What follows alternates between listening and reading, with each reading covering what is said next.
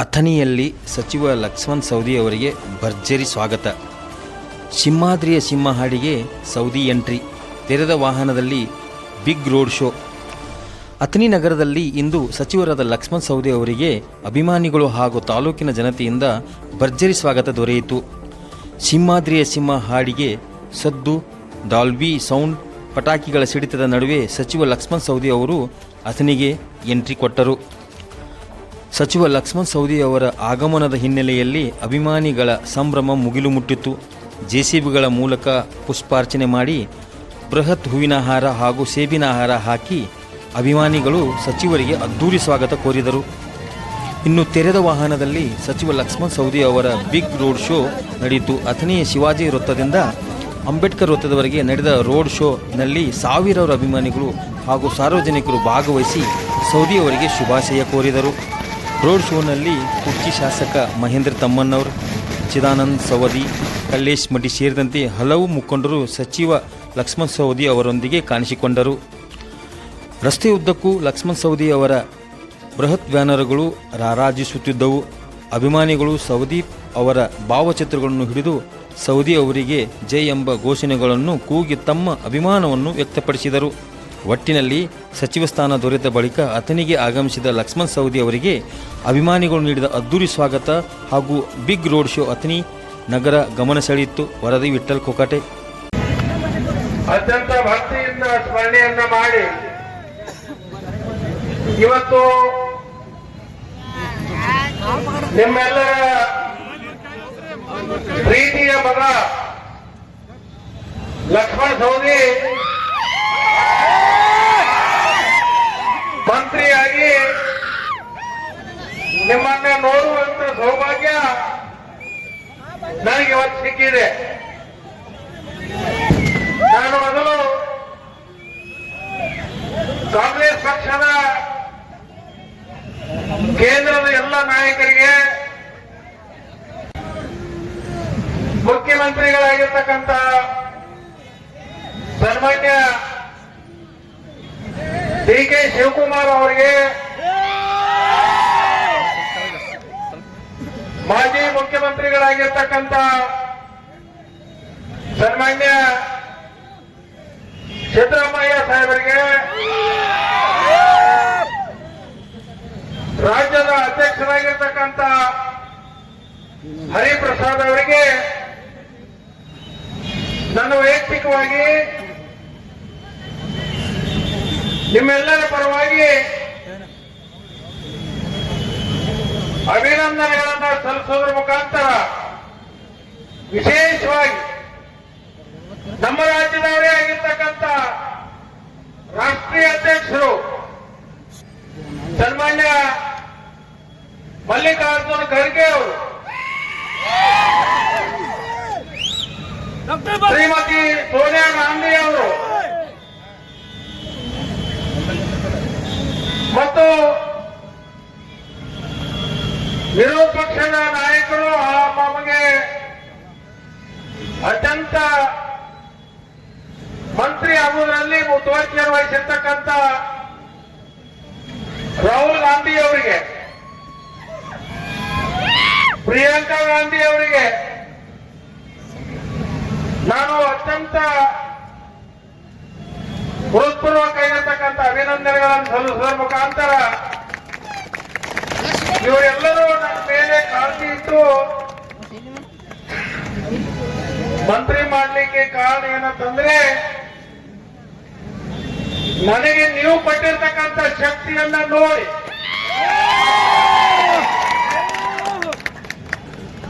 ಆ ಶಕ್ತಿಯನ್ನ ಗಮನದಲ್ಲಿಟ್ಕೊಂಡು ಕರ್ನಾಟಕದಲ್ಲಿ ಲಕ್ಷ್ಮಣ್ ಸವದಿ ಅವರನ್ನ ಮಂತ್ರಿ ಮಾಡಿದ್ರೆ ಪಕ್ಷ ಇನ್ನಷ್ಟು ಗಟ್ಟಿ ಆಗುತ್ತೆ, ಸರ್ಕಾರಕ್ಕೆ ಒಳ್ಳೆ ಹೆಸರು ಬರ್ತದೆ ಅಂತಕ್ಕಂಥ ಭಾವನೆಯನ್ನು ಇಟ್ಕೊಂಡು ನನ್ನನ್ನು ಇವತ್ತ ಮಂತ್ರಿಯನ್ನಾಗಿ ಮಾಡಿ ನಿಮ್ಮ ಮುಂದೆ ಕಳಿಸಿಕೊಟ್ಟಿದ್ದಾರೆ. ನಾನು ಬಂದಂತ ಸಂದರ್ಭದಲ್ಲಿ ಇಷ್ಟು ದೊಡ್ಡ ಸಂಖ್ಯೆಯಲ್ಲಿ ನನ್ನ ಜೊತೆಗೆ ಕುಡ್ಸಿ ಕ್ಷೇತ್ರದ ಶಾಸಕ ಶಾಸಕರಾಗಿರ್ತಕ್ಕಂಥ ಮಹೇಂದ್ರ ತಮ್ಮಣ್ಣವರು ಒಟ್ಟು ಜೋಡೇತಾಗಿ ಬಂದಂತ ಸಂದರ್ಭದಲ್ಲಿ ಬಹಳ ಅನುಕೂಲವಾಗಿರ್ತಕ್ಕಂಥ ನನ್ನನ್ನ ಸ್ವಾಗತವನ್ನು ಮಾಡಿ ಬರಮಾಡಿಕೊಂಡು ಮತ್ತೆ ನನಗೆ ನೀವು ಆಶೀರ್ವಾದವನ್ನು ಮಾಡಿರಿ. ಬಹುಶಃ ಇದು ಸುಮಾರು 25 ವರ್ಷಗಳ ಪರ್ಯಂತ ನನಗೆ ಕೊಟ್ಟಿರ್ತಕ್ಕಂಥ ಶಕ್ತಿ, ನೀವು ಮಾಡಿರ್ತಕ್ಕಂಥ ಆಶೀರ್ವಾದ, ಬಹುತೇಕ ಅದು 4ನೇ ಬಾರಿಗೆ ಮಂತ್ರಿ ಆಗ್ಲಿಕ್ಕೆ ಸಾಧ್ಯ ಆಗಿದೆ ಅಂತಕ್ಕಂಥ ಮಾತನ್ನ ಈ ಸಂದರ್ಭದಲ್ಲಿ ನಾನು ಹೇಳಲಿಕ್ಕೆ ಬಯಸ್ತೀನಿ. ಬಹುಶಃ ಒಂದು ಮಾತು ಹೇಳ್ತೀನಿ ನಿಮಗೆ, ನನ್ನ ಕೊನೆ ಉಸಿರಿರುವವರೆಗೆ ಅಧಿಕಾರವಾಗಿರ್ಲಿ ಅಥವಾ ಅಧಿಕಾರವಾಗಿರದೇ ಇರಬಹುದು, ನಿರಂತರವಾಗಿ ನಿಮ್ಮ ಸೇವೆಯನ್ನ ಮಾಡ್ತೀನಿ ಅಂತಕ್ಕಂಥ ಮಾತನ್ನ ಈ ಸಂದರ್ಭದಲ್ಲಿ ನಾನು ಹೇಳಲಿಕ್ಕೆ ಬಯಸ್ತೇನೆ. ನಾನು ಇಷ್ಟೇ ವಿನಂತಿ ಮಾಡ್ಕೊಳ್ತೀನಿ, ಇನ್ನು 22 ತಿಂಗಳಾಗಿದೆ. ಈ 22 ತಿಂಗಳಲ್ಲಿ ಮುಖ್ಯಮಂತ್ರಿಗಳು, ರಾಷ್ಟ್ರೀಯ ನಾಯಕರು, ರಾಜ್ಯದ ನಾಯಕರು ನನ್ನ ಮೇಲೆ ಒಂದು ಭರವಸೆಯನ್ನು ಇಟ್ಕೊಡ್ತು. 28ನೇ ಸಾಲಿಗೆ ಮತ್ತೆ ಕಾಂಗ್ರೆಸ್ ಪಕ್ಷ ಅಧಿಕಾರಕ್ಕೆ ಬರಬೇಕು, ಆ ನಿಟ್ಟಿನಲ್ಲಿ ನೀವೆಲ್ಲರೂ ಕೆಲಸ ಮಾಡಬೇಕು ಅಂತ ಹೇಳಿ ನನಗೆ ಜವಾಬ್ದಾರಿಯನ್ನು ಕೊಟ್ಟಿದ್ದಾರೆ. ಅದಕ್ಕೆ ನಾನು ಏನು ವಿನಂತಿ ಮಾಡ್ಕೋತೇನೆ ಅಂದ್ರೆ, ವಾರದಲ್ಲಿ 2 ದಿವಸ ಖಂಡಿತವಾಗಿಯೂ ನಿಮ್ಮ ಕಾರ್ಯ ಕೆಲಸದಲ್ಲಿ ಹತನೆಯಲ್ಲಿ ಇರ್ತೇನೆ. ಉಳಿದಿರ್ತಕ್ಕಂಥ 5 ದಿನಗಳ ಕಾಲ ಬೇರೆ ಬೇರೆ ಜಿಲ್ಲೆಗೆ ಹೋಗಿ ಪಕ್ಷ ಸಂಘಟನೆ ಮಾಡೋದಾಗ್ಲಿ, ಸರ್ಕಾರಕ್ಕೆ ಒಳ್ಳೆ ಹೆಸರನ್ನು ತರುವುದಾಗ್ಲಿ, ಆ ನಿಟ್ಟಿನಲ್ಲಿ ನಾನು ಕೆಲಸವನ್ನು ಮಾಡಬೇಕಾಗ್ತದೆ. ಅದಕ್ಕೆ ನೀವೆಲ್ಲರೂ ಕೂಡ ಅದಕ್ಕೆ ಸಹಕಾರವನ್ನು ಕೊಡಬೇಕು. ಒಂದು ಜಿಲ್ಲೆಯ ಉಸ್ತುವಾರಿಯನ್ನು ಕೊಡ್ತಾರೆ, ಆ ಜಿಲ್ಲೆಯ ಉಸ್ತುವಾರಿಯನ್ನು ನೋಡ್ಕೋಬೇಕಾಗ್ತದ. ನನಗೆ ಕೊಟ್ಟಿರ್ತಕ್ಕಂಥ ಇಲಾಖೆಯನ್ನ ಉತ್ತಮ ರೀತಿಯಿಂದ ಅದನ್ನ ನಿರ್ವಹಣೆ ಮಾಡಬೇಕಾಗ್ತದೆ. ಅದರ ಜೊತೆಗೆ ಅನೇಕ ಜಿಲ್ಲೆಗಳನ್ನ ಸುತ್ತಾಕಬೇಕಾಗಿದೆ, ಪಕ್ಷವನ್ನ ಗಟ್ಟಿಗೊಳಿಸಬೇಕಾಗಿದೆ. 28ಕ್ಕೆ ಮತ್ತೆ ಅಧಿಕಾರಕ್ಕೆ ತರಲಿಕ್ಕೆ ನಾವೆಲ್ಲರೂ ಕೂಡ ಕಟಬದ್ಧವಾಗಿ ಕೆಲಸ ಮಾಡಬೇಕಾಗಿರೋದ್ರಿಂದ ನೀವು ಯಾವುದೇ ಕ್ಷಣದಲ್ಲಿ ನನಗೆ ಫೋನ್ ಮಾಡಿ ತೊಂದರೆ ಆಗಿದ್ರೆ ತಕ್ಷಣಕ್ಕೆ ಅವನ್ನ ತಿಳಿಸಿದ್ರೆ ಅದನ್ನ ನಿವಾರಣೆ ಮಾಡುವಂತ ಕೆಲಸವನ್ನು ಕೂಡ ನಾನು ಮಾಡ್ತೀನಿ. ಆದ್ರೆ ಒಂದು ವಿನಂತಿ ಮಾಡ್ತೀನಿ, ಫೋನು ಮಾಡಿದ್ದಕ್ಕೆ ಅರ್ಥ ಇರ್ಬೇಕು. ಕೆಲಸ ಕಾರ್ಯಗಳ ಇದ್ದಂತ ಸಂದರ್ಭದಲ್ಲಿ, ತೊಂದರೆ ಆದಂತ ಸಂದರ್ಭದಲ್ಲಿ, ಯಾಕಂದ್ರೆ ನನ್ನ ಫೋನ್ ನಂಬರ್ ಇಡೀ ರಾಜ್ಯಕ್ಕೆ ಗೊತ್ತಾಗ್ಬಿಟ್ಟಿದೆ.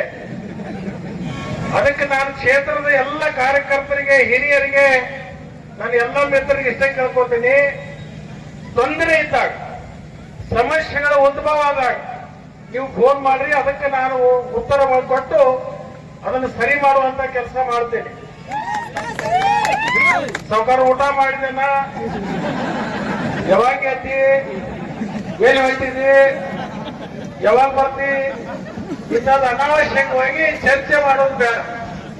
ಯಾಕಂತಂದ್ರೆ ರಾಜ್ಯದಲ್ಲಿ ಅನೇಕ ಜನ ಫೋನ್ ಮಾಡ್ತಕ್ಕಂಥ ಸಂದರ್ಭ ಇರ್ತದ. ಅದಕ್ಕೆ ನಾನು ಕ್ಷೇತ್ರದ ಜನರಿಗೆ, ನನ್ನ ಕಾರ್ಯಕರ್ತರಿಗೆ, ನನ್ನ ಹಿರಿಯರಿಗೆ, ನನ್ನ ಆತ್ಮೀಯರಿಗೆ, ನನ್ನ ಹಿತೈಷಿಗಳಿಗೆ, ನಿಮ್ಮದು ಯಾವುದೇ ಕಷ್ಟ ಕಾರ್ಪಣ್ಯಗಳು ಬಂದ್ರೆ ಮಧ್ಯರಾತ್ರಿ ಇದ್ರೂ ಕೂಡ ನಿಮ್ಮ ಕಷ್ಟ ಕಾರ್ಪಣ್ಯಕ್ಕೆ ನಾನು ಸ್ಪಂದಿಸ್ತೀನಿ ಅಂತಕ್ಕಂಥ ಮಾತನ್ನ ಈ ಸಂದರ್ಭದಲ್ಲಿ ನಾನು ಹೇಳಿಕ್ ಬಯಸ್ತೀನಿ. ನಾನೇನು ಹೊಸದಾಗಿ ಮಂತ್ರಿ ಆಗಿಲ್ಲ, 4ನೇ ಬಾರಿಗೆ ಇವತ್ತು ಪ್ರಮಾಣ ವಚನ ಸ್ವೀಕಾರ ಮಾಡಿ ಮಂತ್ರಿಯಾಗಿ ಕೆಲಸ ಮಾಡಿದ್ದೀನಿ. ನೀವು ಅನೇಕ ಅನುಭವಗಳನ್ನು ಕೊಟ್ಟಿದ್ದೀರಿ, ಅನೇಕ ಮಾರ್ಗದರ್ಶನ ಮಾಡಿದ್ದೀರಿ, ಅನೇಕರು ನನಗೆ ಮುಂದಿನ ದಾರಿಯನ್ನು ತೋರಿಸಿದ್ದೀರಿ. ನೀವು ತೋರಿಸಿರ್ತಕ್ಕಂಥ ದಾರಿಯಲ್ಲಿ ಹೋಗ್ತಕ್ಕಂಥ ಸಂದರ್ಭದಲ್ಲಿ ಎಡವಿರ್ತಕ್ಕಂಥ ಸಂದರ್ಭದಲ್ಲಿನೂ ಕೂಡ ನನ್ನ ಕೈ ಎತ್ತಿ ಹಿಡಿದಿರ್ತಕ್ಕಂಥ ಕ್ಷೇತ್ರ ಜನ ಅದು ಯಾರೇ ಇದ್ರೆ ಅದು ನಾನು ಹೆಮ್ಮೆಯಿಂದ ಹೇಳ್ಕೊತೀನಿ, ನನ್ನ ಕ್ಷೇತ್ರದ ಜನ ಅಂತಕ್ಕಂಥದ್ದಲ್ಲ. ಬಹುತೇಕ ಇಲ್ಲಿವರೆಗೆ ಮಾಡಿರ್ತಕ್ಕಂಥ ನಿಮ್ಮ ಋಣದ ಭಾರ ಬಹುತೇಕ ನನ್ನ ಜೀವನದ ಉದ್ದಕ್ಕೂ ಕೂಡ ಹಗಲ ರಾತ್ರಿ ದುಡಿದ್ರು ಕೂಡ ಅದನ್ನ ತೀರಿಸ್ಲಿಕ್ಕೆ ಆಗೋದಲ್ಲ.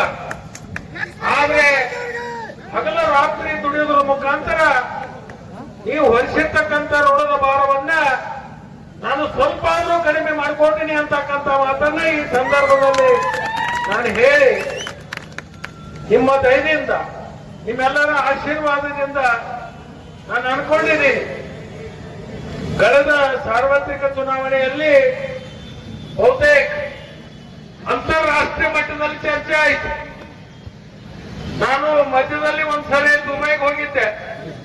ದುಬೈನಲ್ಲಿಯೂ ಕೂಡ ಅನೇಕ ಜನ ನನ್ನನ್ನ ನೋಡಿ ಓಡಿ ಬಂದು ಕೇಳಿದ್ರು, ರಾಜ್ಯದಲ್ಲಿ ಎರಡನೇ ಅತಿ ದೊಡ್ಡ ಅಂತರದಿಂದ ಗೆಲ್ತಿರ್ತಕ್ಕಂಥವ್ರು ನೀವು ಅಂತ ಹೇಳಿ ರಾಷ್ಟ್ರದ ನೆಟ್ಟಲ್ಲ ಅಂತಾರಾಷ್ಟ್ರದಲ್ಲಿ ಕೂಡ ಚರ್ಚೆ ಆಯ್ತು. ಅದಕ್ಕೆ ನೀವು ಮಾಡಿರ್ತಕ್ಕಂಥ ಶ್ರಮ, ನೀವು ಮಾಡಿರ್ತಕ್ಕಂಥ ಕಾರ್ಯ, ನೀವು ಹೊರಿಸಿರ್ತಕ್ಕಂಥ ಋಣದ ಭಾರ ಅದನ್ನ ಯಾವತ್ತೂ ಕಡಿಮೆ ಮಾಡ್ಕೊಳ್ಳಿಕ್ಕೆ ಸಾಧ್ಯ ಇಲ್ಲ. ಅದರಿಂದ ನಾನು ಹೇಳಿದೆ, ಹಗಲ ರಾತ್ರಿ ದುಡಿದು ನೀವು ಹೊರಿಸಿರ್ತಕ್ಕಂಥ ಋಣದ ಭಾರದಲ್ಲಿ ಕಡಿಮೆ ಮಾಡ್ಕೊಳ್ಳಿಕ್ಕೆ ಮಾತ್ರ ನಾನು ಪ್ರಯತ್ನವನ್ನ ಮಾಡ್ತೀನಿ ಅಂತಕ್ಕಂಥ ಮಾತನ್ನ ಈ ಸಂದರ್ಭದಲ್ಲಿ ನಾನು ಹೇಳಿಕ್ಕೆ ಬಯಸ್ತೀನಿ. ಬಹುಶಃ ಇನ್ನೊಂದು ಘಟನೆ ಆಗಿತ್ತು. ಅವತ್ತು ಬರೇ ನನ್ನ ಮೇಲೆ ಒಂದು FIR ಆಗುವಂತ ಸಂದರ್ಭದಲ್ಲಿ ನಾನು ಊರಾಗಿರ್ಲಿಲ್ಲ. ಆದ್ರೆ ನಮ್ಮ ನಾಯಕನಿಗೆ ಅನ್ಯಾಯ ಆಗಿದೆ ಅಂತ ಹೇಳಿ ಯಾರೂ ಕೂಡ ನಮ್ಮ ಕುಟುಂಬದ ಸದಸ್ಯರ ಹೇಳದೆ ಇದ್ರೂ ಕೂಡ 16,000 ಜನ ಸೇರಿ ನನಗೆ ಸ್ಫೂರ್ತಿಯನ್ನ ಕೊಟ್ರಿ, ಧೈರ್ಯವನ್ನ ತುಂಬಿದ್ರಿ. ಅಂದ್ರೆ ನಾನು ಯಾಕೆ ಹೇಳ್ತೀನಿ ಅಂದ್ರೆ, ಅನೇಕ ಸಂದರ್ಭಗಳಲ್ಲಿ ಕೇವಲ ಒಂದೊಂದು ಕ್ಷೇತ್ರದಲ್ಲಿ ಮತ ಅಷ್ಟೇ ಹಾಕ್ತಾರೆ, ಘೋಷಣೆ ಅಷ್ಟೇ ಕೂಗ್ತಾರೆ. ಆದ್ರೆ ಲಕ್ಷ್ಮಣ ಸವದಿಗೆ ಯಾವಾಗ ತೊಂದರೆ ಆಗಿದೆ ಅವಾಗ ನನ್ನನ್ನ ಗಟ್ಟಿಯಾಗಿ ಎತ್ಕೊಂಡಿರ್ತಕ್ಕಂಥ ಜನ ಅದು ನನ್ನ ಅತನಿ ಕ್ಷೇತ್ರದ ಜನ ಅಂತ ಹೇಳಿ ಈ ಒಂದು ಸಂದರ್ಭದಲ್ಲಿ ನಾನು ಸ್ಮರಣೆಯನ್ನು ಮಾಡಿಕೊಂಡು ಇವತ್ತು ವಿಶೇಷವಾಗಿ ನಾನು ನಾಳೆ ಒಂದು ದಿವಸ ಪೂರ್ಣ ಇರ್ತೀನಿ. ಇನ್ನೂ ಅನೇಕರಿಗೆ ಭೇಟಿ ಆಗ್ತಕ್ಕಂಥ ಕೆಲಸವನ್ನು ಮಾಡ್ತೀನಿ. ನಾಡ್ದು ನಾನು ಮತ್ತೆ ಬೆಂಗಳೂರಿಗೆ ಹೋಗಬೇಕಾಗಿದೆ. ಸಚಿವ ಸಂಪುಟದ ಸಭೆ ಇದೆ. 13ನೇ ತಾರೀಕಿನಿಂದ ಅಧಿವೇಶನ ಪ್ರಾರಂಭ ಆಗುತ್ತೆ. 2 ದಿವಸ ನನಗೆ ಸೋಮವಾರ ಇಲಾಖೆ ಯಾವ್ದನ್ನೋದು ಗೊತ್ತಾಗೋ, ಒಂದ್ 2-3 ದಿವಸ ಇಲಾಖೆ ಬಗ್ಗೆ ತಿಳ್ಕೋಬೇಕಾಗ್ತದೆ. ಅಧಿವೇಶನದೊಳಗೆ ಪ್ರಶ್ನೋತ್ತರ ಇರ್ತವೆ. ಅನೇಕ ಕೇಳಿರ್ತಕ್ಕಂಥ ಸಮಸ್ಯೆಗಳಿಗೆ ಉತ್ತರಗಳನ್ನ ಕೊಡಬೇಕಾಗಿರ್ತಕ್ಕಂಥ ಸಂದರ್ಭ ಇರೋದ್ರಿಂದ ನಾಳೆ ಒಂದು ದಿವಸ ಸಂಪೂರ್ಣ ನಿಮ್ಮೆಲ್ಲರಿಗೆ ಭೇಟಿಯಾಗಿ ಪುನಃ ಮತ್ತೆ ನಿಮ್ಮ ಆಶೀರ್ವಾದವನ್ನು ಪಡ್ಕೊಂಡು ನೀವು ನೀಡಿರ್ತಕ್ಕಂಥ ಆಶೀರ್ವಾದ ಬಲವನ್ನ, ಆ ಶಕ್ತಿಯನ್ನು ತಗೊಂಡು ಬರುವ ಅಧಿವೇಶನದಲ್ಲಿ ಅದರ ಪ್ರದರ್ಶನವನ್ನು ನಾನು ಮಾಡ್ತೀನಿ ಅಂತಕ್ಕಂಥ ಮಾತನ್ನ ಈ ಸಂದರ್ಭದಲ್ಲಿ ಹೇಳಿ, ವಿಶೇಷವಾಗಿ ಗ್ರಾಮೀಣದಿಂದ ಪಟ್ಟಣದಿಂದ ಯುವಕರು, ತಾಯಂದಿರು, ವಯಸ್ಸಾಗಿರ್ತಕ್ಕಂಥವ್ರು ಕೂಡ ಇವತ್ತು ನನಗೆ ಹಾರೈಸಲಿಕ್ಕೆ ಬಂದಿದೆ, ನನಗೆ ಆಶೀರ್ವಾದ ಮಾಡ್ಲಿಕ್ಕೆ ಬಂದಿದೆ. ಅದಕ್ಕೆ ನಾನು ನನ್ನ ಕುಟುಂಬದ ಪರವಾಗಿ, ನನ್ನ ವೈಯಕ್ತಿಕವಾಗಿ, ನನ್ನ ಪಕ್ಷದ ವತಿಯಿಂದ, ನನ್ನ ಸರ್ಕಾರದ ವತಿಯಿಂದ ನಿಮಗೆ ಅತ್ಯಂತ ಪ್ರಾಂಜಲ ಮನಸ್ಸಿನಿಂದ ಅಭಿನಂದನೆಗಳನ್ನ ಈ ಸಂದರ್ಭದಲ್ಲಿ ಹೇಳಿ, ರಾಯಣ್ಣ ಸರ್ಕಲ್ಗೆ ಹೋಗಿ ಸಂಗೊಳ್ಳಿ ರಾಯಣ್ಣನ ಪ್ರತಿಮೆಗೆ ಮಾಲಾರ್ಪಣೆಯನ್ನು ಮಾಡಿ ಸಿದ್ದೇಶ್ವರ ದೇವಸ್ಥಾನಕ್ಕೆ ಹೋಗಿ ಸಿದ್ದೇಶ್ವರ ಆಶೀರ್ವಾದವನ್ನು ಪಡ್ಕೊಂಡು ತದನಂತರ ನಾನು ಶ್ರೀ ಮುರುಗೇಂದ್ರ ಶಿವಯೋಗಿಗಳ ಮಠಕ್ಕೆ ಹೋಗಿ ಪೂಜ್ಯರ ಆಶೀರ್ವಾದವನ್ನು ಪಡ್ಕೊಂಡು ನನ್ನ ಸ್ವಗ್ರಾಮ ಆಗಿರ್ತಕ್ಕಂಥ ನನ್ನ ಗ್ರಾಮಕ್ಕೆ ಹೋಗಿ ಅಲ್ಲಿ ಗ್ರಾಮ ದೇವತೆಯ ಆಶೀರ್ವಾದವನ್ನು ಪಡ್ಕೊತೀನಿ. ಅದಕ್ಕೆ ನೀವೆಲ್ಲರೂ ಕೂಡ ಸಹಕಾರವನ್ನ ಕೊಡಬೇಕು ಅಂತ ಹೇಳಿ ಈ ಸಂದರ್ಭದಲ್ಲಿ ಹೇಳಿ ನಾಳೆ ಬೆಳಗ್ಗೆ 9:30ಯಿಂದ ಸಾಯಂಕಾಲ 10 ಆಗಲಿ 11 ಆಗಲಿ ನಾನು ಪ್ರವಾಸಿ ಮಂದಿರದಲ್ಲಿ ಇರ್ತೀನಿ, ಐಗೊಳಗಿರ್ತೀನಿ. ಯಾರು ಬಂದ್ರು ಸಹಿತ ಬರೀ ಭೇಟಿ ಆಗೋದು ಅಷ್ಟೇ ಅಲ್ಲ, ಆದಷ್ಟು ಮಟ್ಟಿಗೆ ಹೂವ, ಹಾರ, ತುರಾಯಿ, ಶಾಲ ಬಿಡ್ರಿ. ಯಾಕೆ ಅನಾವಶ್ಯಕವಾಗಿ ವೆಂದ ಖರ್ಚು ಮಾಡೋದು ಬೇಡ. ನೀವು ಹಂಗೆ ಬಂದು ನನಗೆ ಭೇಟಿಯಾಗಿ ಆಶೀರ್ವಾದ ಮಾಡಿದ್ರೆ ಅದೇ ನನಗೆ ದೊಡ್ಡ ತೃಪ್ತಿ ಅಂತಕ್ಕಂಥ ಮಾತನ್ನ ಹೇಳಿ ನಾಳೆ ಪೂರ್ಣ ನಿಮ್ಮ ಕನಸುಗಳಿರ್ಬೋದು, ಕಾರ್ಯಗಳಿರ್ಬೋದು, ಪ್ರೀತಿ ವಿಶ್ವಾಸದಿಂದ ಬರಮಾಡಿಕೊಂಡಿರಿ. ನನಗದು ಅರ್ಥ ಆಗ್ತದೆ. ಯಾಕಂತಂದ್ರೆ ಅನೇಕ ಬಾರಿ ಮಂತ್ರಿ ಆದಾಗನು ಕೂಡ ಇಷ್ಟು ಖುಷಿ ಪಟ್ಟಿರಲಿಲ್ಲ. ಆದ್ರೆ ಇವತ್ತು ಮಾತ್ರ ನಾನು 4ನೇ ಬಾರಿಗೆ ಮಂತ್ರಿ ಆದಾಗ ಎಷ್ಟು ಖುಷಿ ಪಟ್ಟಿರಿ, ಅದು ನನ್ನ ಅಂತರಾಳದಾಗ ನನಗೆ ಗೊತ್ತಿದೆ ಅಂತಕ್ಕಂಥದ್ದನ್ನ ಈ ಒಂದು ಸಂದರ್ಭದಲ್ಲಿ ಹೇಳಿ ನಿಮ್ಮೆಲ್ಲರ ಸಹಾಯ ಸಹಕಾರ ಸದಾ ನನಗಿರ್ಬೇಕು. ನನ್ನ ಕ್ಷೇತ್ರ ಒಂದು ಮಾದರಿ ಕ್ಷೇತ್ರವನ್ನು ಮಾಡೋಣ. ಇನ್ನೂ ಬಹಳಷ್ಟು ಅಭಿವೃದ್ಧಿ ಕೆಲಸಗಳನ್ನು ಮಾಡಬೇಕಾಗಿದೆ. ಆ ಎಲ್ಲ ಕೆಲಸಗಳನ್ನು ಮಾಡ್ತಕ್ಕಂಥ ಸಂದರ್ಭದಲ್ಲಿ ನಿಮ್ಮೆಲ್ಲರ ಸಹಾಯ ಸಹಕಾರವನ್ನು ಕೊಟ್ಟು ನನಗೆ ಇನ್ನಷ್ಟು ಹಾರೈಸಬೇಕು ಅಂತ ಹೇಳಿ ಈ ಸಂದರ್ಭದಲ್ಲಿ ಕೇಳ್ಕೊಂಡು ಈ ಒಂದು ಕಾರ್ಯಕ್ರಮಕ್ಕೆ ನಾನು ಬಂದಂತ ಸಂದರ್ಭದಲ್ಲಿ ಬಹಳ ಅತ್ಯಂತ ಆತ್ಮೆಯಿಂದ ನೀವು ಬರಮಾಡ್ಕೊಂಡಿರಿ. ಆಗ ಒಂದು ಮಾತನ್ನ ಹೇಳ್ತೀನಿ, ನೀವು ಅನ್ಕೊಂಡಿರ್ಬೇಕು ನಾವೇನ್ ಮಾಡೀವಿ, ಒಂದು ಶಾಲ್ ಹಾಕಿ ಒಂದು ಹಾರ ಹಾಕಿರೋದು. ಯಾರ್ಯಾರು ನೀವು ಅಂತಃಕರಣ ಭಾವದಿಂದ ಪ್ರಾಂಜಲ ಮನುಷ್ಯನಿಂದ ನನಗೆ ಹಾಕಿರ್ತಕ್ಕಂಥ ಶಾಲಿದೆಯೋ, ಹಾಕಿರ್ತಕ್ಕಂಥ ಹಾರಿದೆಯೋ, ಅದು ನನ್ನ ಜೀವನದೊಳಗೆ ಮುಂದಿನ ದಿನಮಾನದಲ್ಲಿ ನನಗದು ರಕ್ಷಾ ಕವಚವಾಗಿ ಹೊರತಿದೆ ಅಂತಕ್ಕಂಥ ಸಂದರ್ಭದಲ್ಲಿ ಹೇಳಿ ನನ್ನ 2 ಮಾತುಗಳನ್ನ